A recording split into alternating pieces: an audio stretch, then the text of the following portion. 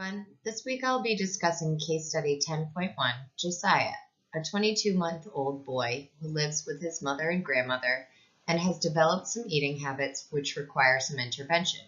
Hope you enjoy. So what are the issues surrounding Josiah's mealtime behaviors? The food and drinks he is consuming, including apple juice, cookies, cheese, and crackers, are decreasing his desire to eat better food choices. Allowing him to have snacks at undesignated times promotes grazing versus snacking.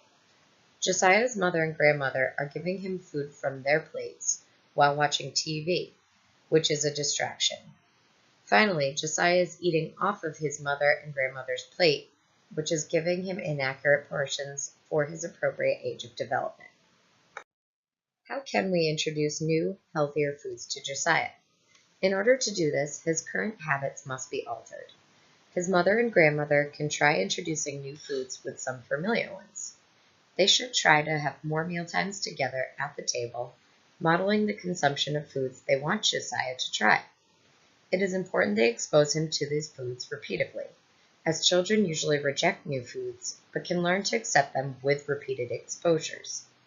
Lastly, his mother and grandmother should pay close attention to cues signaling that he is hungry, and never force him to eat if he is not, as this can create a negative association with eating.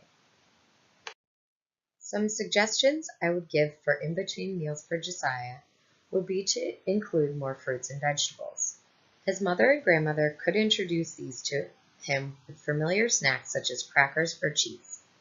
Keeping snacks in between meals limited to just fruits and vegetables will help to prevent Josiah from getting too full to eat meals with his mother and grandmother later on. Josiah's apple juice consumption is a concern for several reasons. It is important that toddlers do not graze throughout the day on sweetened beverages and foods, as they can affect their already limited appetite for mealtimes. Limiting sugar-sweetened beverages is one of the primary lifestyle behaviors to preventing obesity. Consuming sweetened beverages from a sippy cup can also cause dental caries. Josiah's mother and grandmother could wean him off this by putting a splash of juice in with his water occasionally until he is just drinking water.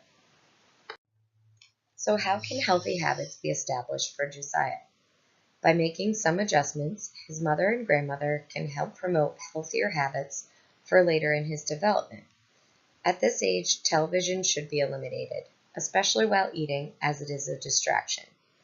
This could potentially cause choking, overeating, and influence of consuming highly marketed products that tend to be unhealthy food choices. Josiah should have his own plate, like the one shown, with appropriate portions of nutrient-dense foods. Finally, it would help to have designated snack times for Josiah, opposed to grazing feeding periods. At this stage, it is important he has rituals which establish regular but flexible meal and snack times, allowing enough time between meals and snacks for him to get hungry.